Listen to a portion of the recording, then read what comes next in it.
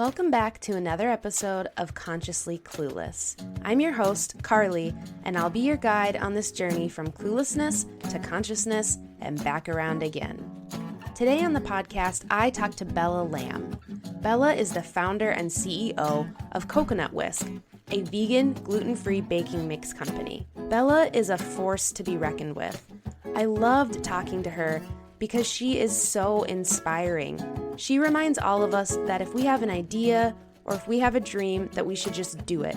She is also someone who helps with personal development and business, has a blog on wellness. She is seriously amazing. If you want to feel inspired, go ahead and give this one a listen. So thank you for joining me today. Yeah. I'm really excited to chat with you. Yeah, I'm really happy to be here. Thank you. So the podcast is called Consciously Clueless because I really want to explore all those places between when you are feeling really conscious and like you're on top of the world, and then those moments of complete what is going on, cluelessness, and everything in the middle. So where do you feel like you're at right now? Just checking in. Wow, I love that question. I would say I'm always like in the middle, I think. I always want to, I know I'm a student at life always, I've done, a lot of quote unquote great things. But it's like, I know there's so much more to learn, and I don't always feel 100%, but I have these like foundational practices I put into my life that pulls me back, that grounds me, and that I'm so happy that I've built. And then there's like, and then there's times where it's like everything's so confusing, everything's so new, and so it's kind of like I can be both, but I'm glad that I've built the foundation for myself to be able to keep grounded, if that makes sense. Yeah, absolutely. Thank you for Yeah. that. Of course.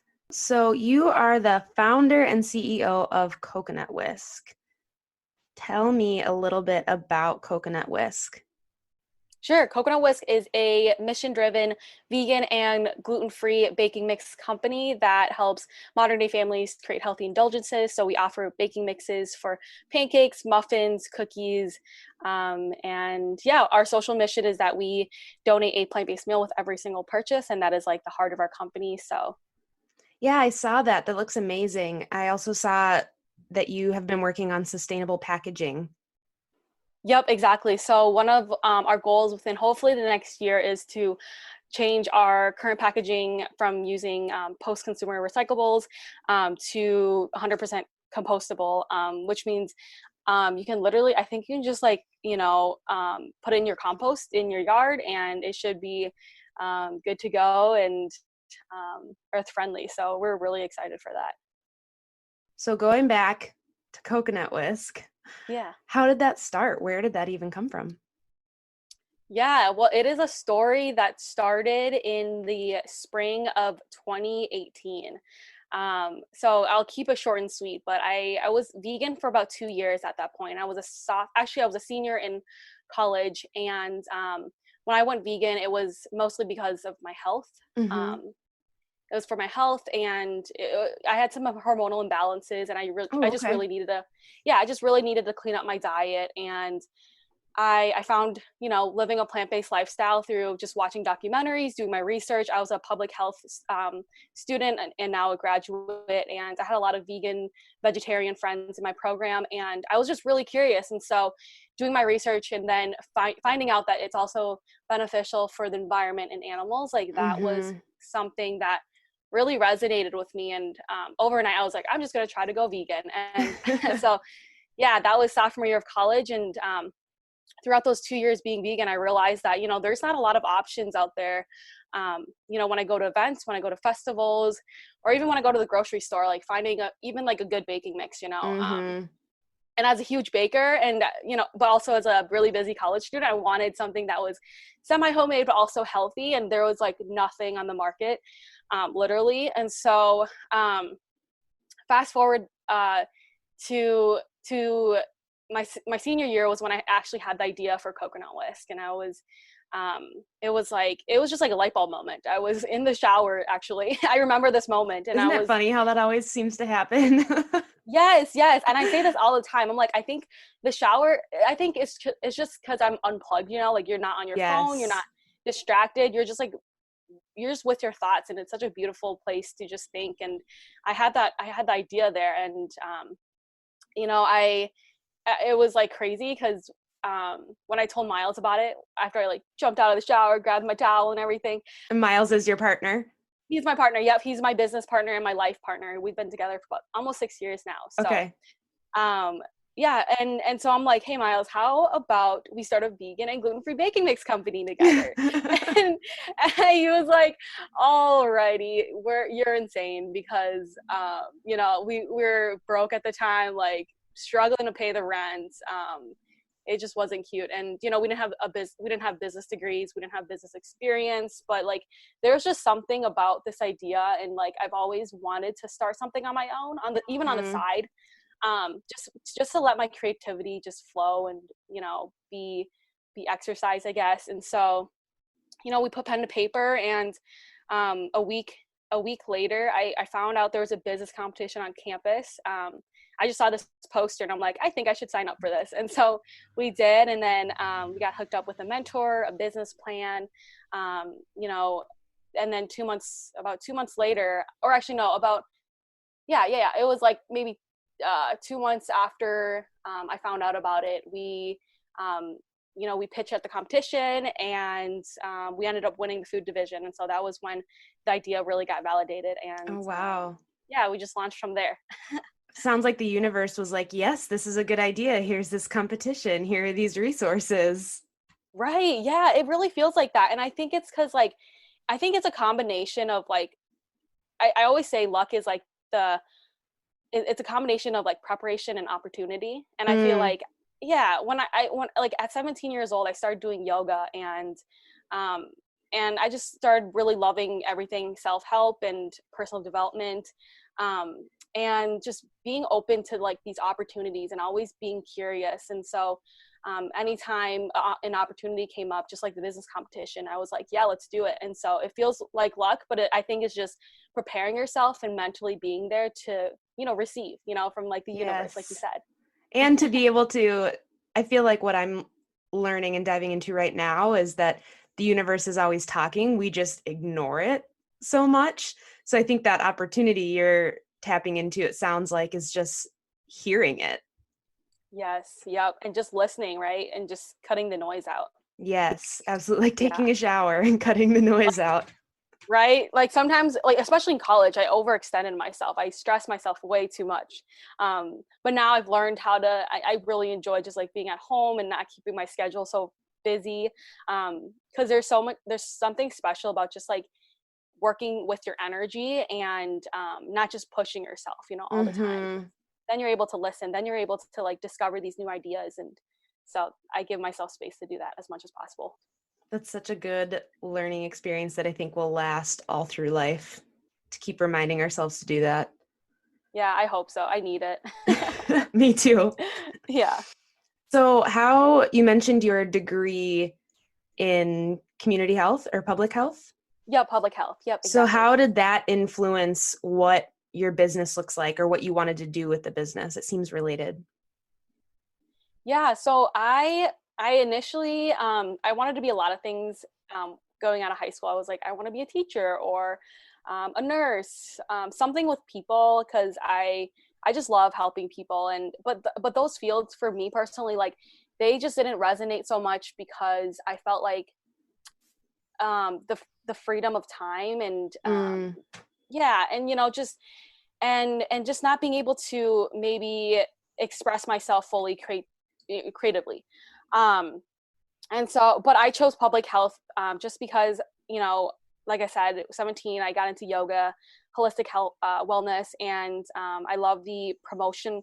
I love how public health is very like promotional, and it's I like how the field is a lot like being the middleman, and like being able to make complex health information easy and digestible for the common person. And I think I'm really good at that, just because I, English is my second language, and growing up as an immigrant, like I had to simplify things, and I Yeah. had to like how do I make sense of the world as, someone who's a foreigner. Mm-hmm. So with that, it was like the field just really connected with me, and I just loved how I could be, in the field, like educating the public. And I just love, like, almost like it's kind of like a marketing thing. Like, for Coconut Whisk, I love like the marketing creative aspect, and I felt like for public health, there's a lot of like that creativity, and just how do you communicate to the average Joe, like how to create a nutritious meal, or how to exercise properly, or it doesn't go that in depth for public health, but it's just like you're like a role model, and so that's something I just like leaned on. I'm like, all right, I think this is great. And so that's really how I first got introduced to that's why I picked public health. It was just like I thought it was a passion. It is still a passion, and it just instead of being a public health educator, now I'm just kind of doing it in a more businessy way. Right. So and it really ties to like my love of like wanting to advocate for like food insecurity and Mm-hmm. accessibility in general for health. There's so much I still need to learn, but it's something I'm willing to continue to do, and build Coconut Whisk alongside of that mission. So I was just thinking as you were talking that I was wondering if you had someone who was an advocate for health and wellness growing up that really inspired you, or do you feel like maybe you got into this feeling you could fill a void that you wish you would have had? Oh yeah, absolutely. That's a great question. I think it was definitely me. I don't think, thinking back, I don't think I've known anyone really in my like immediate family or anything who's like very gung ho about like health. I think I Mm-hmm. was really the first one. I'm like probably one of the only vegans in my family still today. Some vegetarians, like my younger cousins, are like really Gen Z, and they all they love plant-based, so they're kind of almost vegan. But yeah, no one really in my sphere. And this is kind of like a deep dark secret, but like one of my biggest fears is like my parents passing away. That Mm. like yeah, it's just like something, it like terrifies me. And so like I know Mm-hmm. like I wanna I want to keep their health at 100%. I want to make sure that I'm doing my part, and then helping other people, especially like marginalized communities or immigrants, how to understand that. It's work that I haven't really dabbled too much in, but that's kind of like the deeper thing. I want to make health like accessible and um, available to everyone and anyone. So it's really personal Yeah, to want yeah. to be a model for that. Right, exactly. Just I want to be a model. That's it. And so that's really why I went into public health. Mm-hmm. Oh, that's Yeah. beautiful. That Oh, thanks. connection to wanting to model and show people that this is available and it doesn't have to be so scary to talk about health. Yep, yep. And making it easy. And like I can't do everything with under the Coconut Whisk brand, but as like a person, like I can continue to advocate for it. I can continue to at least impact my family. Mm-hmm. And so yeah. So I just saw that you are a recent recipient of a grant for women of color in business. Yeah. Congratulations. Tell Oh, me a thank little you bit so more much. about that.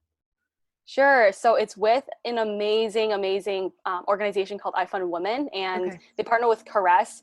And so iFund Women is actually the platform I use for crowdfunding Hmm. instead of Kickstarter, which was the original plan. But I decided to go with iFund Women just because of their model of you know giving education out for free. Like they had this whole course on how to crowdfund for free on their website. And they Wow. also, yeah, it's incredible. And like when I went into it, I was so confused. And I was gonna, hire like, I was gonna hire a consultant for like thousands of dollars. But then that's a huge risk because I don't know if, how this will go. Mm. Um, right, it's just really hard. And so I really wanted to like DIY it and just learn. And that's who I am in nature. I'm really like scrappy, and I'm like, all right, how can I stretch my buck? Yes, yes. um it's a mentality I think I got from my mom and my dad for sure. It's just like how to make that, that dollar stretch. And so I got involved in their program, got some coaching from them, and it was just amazing. And we were able to reach our goal and actually exceed it. Our final goal got to like 170%. Oh, wow. We exceeded our goal by 170%. So that was really, really fun. And then, they just have these awesome grant programs that they automatically sign up all of the like if you're a campaign organizer, like you're already automatically entered into these grants. And I was lucky enough to receive one of those. And so it's just like the community support is just amazing, and I'm really grateful. That sounds so beautiful. Yeah, and their mission is just like I haven't seen like another crowdfunding campaign like it, so it's a really cool platform if anyone who's listening is wanting to crowdfund or anything like that. I'll just definitely have to check it out just because I'm curious. And they don't they don't do just like CBG. If you're like a service company, if you're doing like a media company or anything like that, it's such a powerful tool, and they definitely help you along the way. That's awesome. Congratulations again. Thank you so much. So when I was looking at your website, it talked about branding services, and so Coconut Creative Company, it looked like was something else, or like a side business or something, and it talked about personal development. So can you tell me a little bit more about your work in that? Because I was really intrigued by it. Yes. Oh, did you find that through my Instagram? Is that it? Yeah. Okay. So Coconut Creative is actually something that I just created kind of just for my own madness. Like I just love working on projects, and I just love like doing, new things. And so what Coconut Creative is, it's pretty much like I was able to grow Coconut Whisk from 0 followers to I think over 11.4K followers now. And we have a Pinterest and Instagram and a Facebook page. And it's just not the follower count. It's really like the community we're able to foster, and like genuine connection. And so that's kind of what I was imagining for the Coconut Creative. It's like an affordable service for other small businesses who are literally just like starting their social media presence, and they have no idea where to go. Because I remember I was at that point too. I'm like, I don't have a lot of money. I don't have a lot of, I don't have like a marketing background. But I do have this like, I feel like I have this like natural, like, I don't know, like eye for it, and I love social media in general. Like, I just love using it. I've used it since, I was a teenager, and I love branding. And so I just self-taught myself everything, DIY'd the whole brand direction and the strategy. And so that's kind of what I wanted to do for my, my fellow peers and anyone who's interested in just starting out and needing some help with branding, social media management, anything like that. So. Well, that sounds amazing. And I may be talking to you personally about that as I grow this podcast. Yeah, I love talking social media, honestly. So any way I can help, I'd love it. That sounds great. So what advice do you have for entrepreneurs or small businesses that are just starting out? I love this question. I think first things first, there's like 100 things I could say, but the main thing is to honestly just take action and do one thing. Actually, no, do 3 things every day that will move your business forward. That'll either, I had someone, my friend from Bim Bamboo, Zoe, she says like, she asks herself 2 questions every day. How am I going to make money today? And how am I going to make my day easier tomorrow? And so, I like that. And so going off of that, it's like, what can you do right now to just get one step closer to your goal? Obviously, you need to develop skills on like how to set like a vision, because I think like visualizing and having a vision board, having like top 3 goals. You don't have to overwhelm yourself because there's so many ways to create goals, etc. But like just start with like, let's say you want to start like a tea company, right? It's like have a vision for what you want it to be, where you want it to go, maybe the customers you want to serve, the problem you're solving, why you want to do it, and then work backwards from there. And then that's what we did when we started Coconut Whisk. We were like, all right, I just had a big poster board. I'm like, all right, we need a business plan. We need, like after getting our vision down, we're like, we need a business plan. We need to do our incorporation, sign up with the MDA, with all the licensing and stuff. And so it's just like, put pen to paper, write down what you need to do, and do it every single day. It's not going to be cute, but you just got to start somewhere and keep evolving. I think that was something I battled for a long time with starting all of this, is in my head, it couldn't be rolled out until it was perfect. And that's so hard. But at some point, one, that's, perfection is silly. And two, just starting made me feel like then the momentum was there and I could keep going. But that initial start is so hard. Oh yeah, it's so hard. And so that's why, like, I think sometimes you just got to be like, all right, let's just do this. Like for me, I was like, all right, let's just go for it. I had the idea and then I was like, all right, I'm going to go for it, because it's like, what's the worst that could happen, So I'm glad that you didn't let perfection kind of stop you. Yeah, it did for a while, but here we are learning to edit podcasts in GarageBand and see what happens. Right? And like getting Zoom right. Yeah, seriously. Yeah, I totally get it. It's just, you have to start and you learn as you go. And, you have to be humble enough to learn your lessons and move on from it and not let the bad things get you down. That's good advice too. Yeah. You can definitely tell that you've learned a lot along the way with this business. I feel like I aged like 10 years, to be honest. Seriously. So I have to ask, what are your favorite products? Like, what are your favorite things to bake and make from Coconut Whisk? I haven't tried anything yet, but I'm really excited to. I am a waffle fanatic, so. Oh my gosh. Okay. Well, yeah, our waffles, people do love our waffles. So I would have to say, I really love our chocolate muffins right now. I'm a big like chocolate person. And they're just so hearty, and we make them with like no oil or anything. So you just add like plant-based milk and you're good to go. So I would say that. And then our fan favorite is definitely the pancake and waffle mix. That's been like sold out like twice this year already. So we have to figure out some supply, and like product management stuff. But we're really grateful for that. And I think you really love the waffles. Oh, that sounds amazing. So where did your interest in baking come from? To be honest, I think it started, so there was this like moment actually growing up.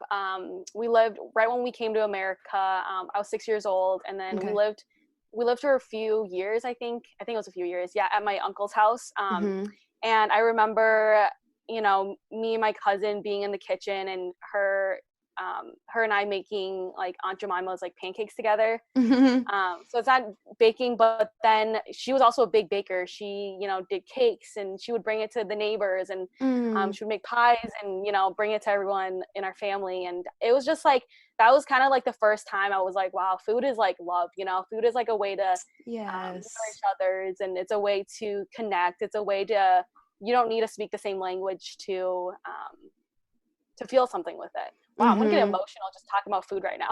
It's such a love language. Yeah, it really is, right? And so, I think I've just had this passion for food, and especially baking, just because it was my first introduction to like American cuisine type of thing, and I just loved how it just made you feel good, And so I just had a lot of good memories with it, and it just carried throughout my life. So.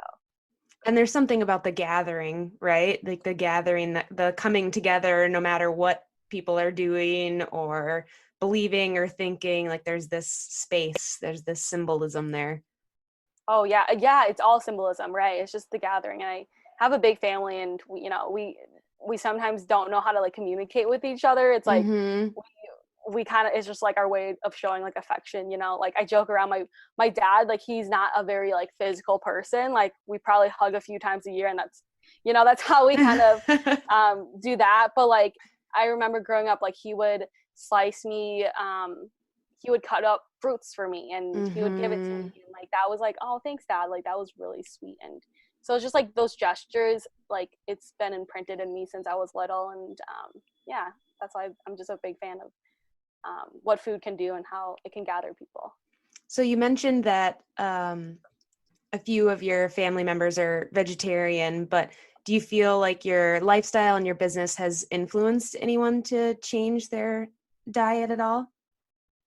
Yeah, I would say I hope so. Yeah, I think influence is a good word. Yeah, because like my parents are like more aware of like their meat consumption now, because they're like, wow, Bella's, you know, she's a vegan now for like 5 years almost, and she's, you know, surviving, she's thriving, she's like she's not like dying or anything. And she that was kind started of a one of business and right she's killing it. yeah, and they're like they're like, wow, this is really cool of her. Like and that's kind of my motto, that's like my motto for like anything. I think like my leadership style, quote unquote, is just being a role model, and being, you know, someone who doesn't just tell you what to do, like someone who shows you what to do. And so yeah, and I think like in today's world, like I think that's so important. Like if you're going to be a leader, you have to be authentic, like walk your talk, you know.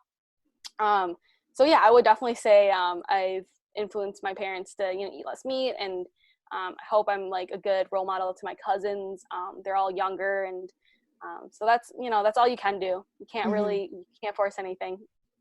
But it's so hard not to. It's so hard, right? Because, you know, and it's like, and then you just gotta, you know, educate and do it in like a compassionate way. And that kind of is what we wanted Coconut Whisk to be, like very compassionate, very approachable. Like you do not need to be vegan or gluten-free to be a part of our brand, to enjoy our products. And so I think that's something that really resonates with our customers too.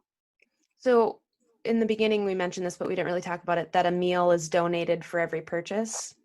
Yep, exactly. So we currently partner with Food for Life Global. They're the world's largest vegan hunger relief. Oh, wow. And so they have like, yeah, it's really cool. And it's run by Paul Turner. He used to be like a former monk, and he was like a yogi, and he's a yogi, and he lives in like a animal sanctuary in where is it? It's not Costa Rica, but it's somewhere in the South America. Dream. I know, right? I'm like, you are living my life, my dream life. And he runs this nonprofit. And so we've been with them for almost a year now. And then, so every online purchase, we donate a vegan meal to a kid in need. And then we're also looking at other partnerships that are more local, and just doing more work with, like, you know, when we have, you know, when COVID's out and stuff, we can do more as a team, and maybe do like, you know, there's human capital too. You can be on the ground doing stuff. Right. But with that being said, also understanding the intricacies of like food policy, and how that's really like the source, and just making sure we're advocating for strong policies for helping to fight food insecurity, you know, because food banks are great, but like if kids aren't able to receive free and reduced lunch that like I used to, like that's a problem. And so it's just like it's just like a whole system thing, you know. So how do we? Can you talk a little bit more when you say food insecurity of what you're talking about? Yeah, so food insecurity and like hunger in America today, it's not like we're lacking like calories. We're not lacking calories. We're lacking like nutrition. So that's kind of what we're talking about here. And so that's kind of a direction I want to have as a focus for Coconut Whisk, is to how to make our products even more nutritious, like how to make our pancakes more protein infused, you know, and how to do it. Yeah, how to do it in a way that that we can right now, because it's, you know, it's a lot of capital to have new products out and stuff. So yeah, and food insecurity is just like is just like low-income families, immigrant families who don't have access to nutritional food. Mm-hmm. And that's kind of what I want to continue to focus on. Oh, that's beautiful. Yeah. It's also great to find companies like yours to support that's got that ripple effect, which is really great. Yeah, I like that word, like ripple effect. Yeah, because, we start off, we sell vegan and gluten-free baking mixes, we sell cookies, we sell pancakes, but it's like, yeah, we want to have more like depth in that. And, what if someone wants to go plant-based, they see how easy it is with our cookies. They're like, all right, it's not that hard to go vegan. And then they're like, oh, and then it's just like this food thing, like how do we make it more accessible? Because sometimes vegan can be, is just expensive, or it's just not something that everyone can have. And so it's just like, and that's a goal for our companies, just to how to make it more affordable, how to make it so it's just easy, so. Yeah, everyone has to have an entry point into this lifestyle, right? I interviewed someone last week. When I asked how he became vegan, he said, I tried a veggie pizza and I was surprised at how good it was. Wow, that's awesome. And he was just intrigued. And so, I wouldn't underestimate some good vegan cookies and sparking someone's interest. Right? Exactly. You just gotta, yeah, it's like that approachability, you're just approachable. And then you open someone up to like a new way of living, a cool community. So that's really cool. What a cool story. Yeah, exactly. So you mentioned yoga earlier and kind of having some good habits that help you ground down, but what do you do now to slow down and become conscious? And has that evolved over time? Yeah, definitely the core of it has been like just movement and like doing yoga. That really introduced me to like holistic health and wellness. And so a few practices I do is, I try to wake up early in the morning. I try to have like a stable and solid, consistent morning routine. So I like to stretch. I like to try to just like sit and just like think about things I'm grateful for, things I'm excited about, maybe visualize something that I'm excited to see happen. And then I like to journal and then read for like 10 minutes, and when I journal, it's just like anything in my head, anything or something I'm grateful for. And those practices really help set myself up for a good day. And then it's sometimes it's as easy as unplugging for the day and, hanging out with my dogs. I love being around like animals and kids. That's like my favorite thing ever. I think there's something about them that just reminds you of like what it means to be like human, just to be present and to be happy. So I love doing that to ground me. And yeah, just like eating a good meal without being on my phone, making myself a good meal.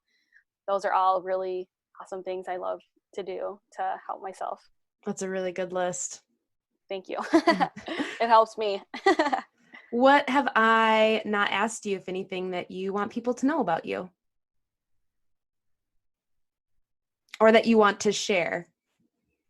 I think that's really it. I really appreciate these questions though. They're really good and it flowed really naturally. So. Oh, good. Thank you. Yeah. Should I like plug in like Coconut Whisk's website or anything? Yeah, that was my last question. Where can people connect with you or find out more about Coconut Whisk and everything we talked about?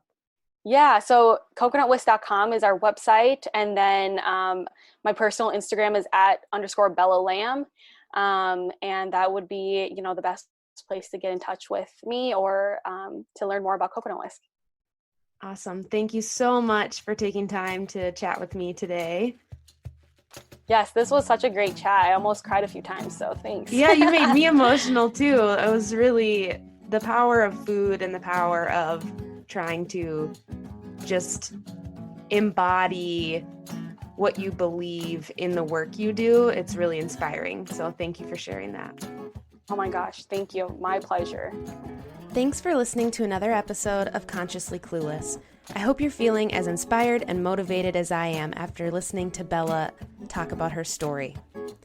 As always, subscribe on Apple Podcasts or Spotify. And if you're enjoying this, give it a review on Apple Podcasts and help me out. See you next week.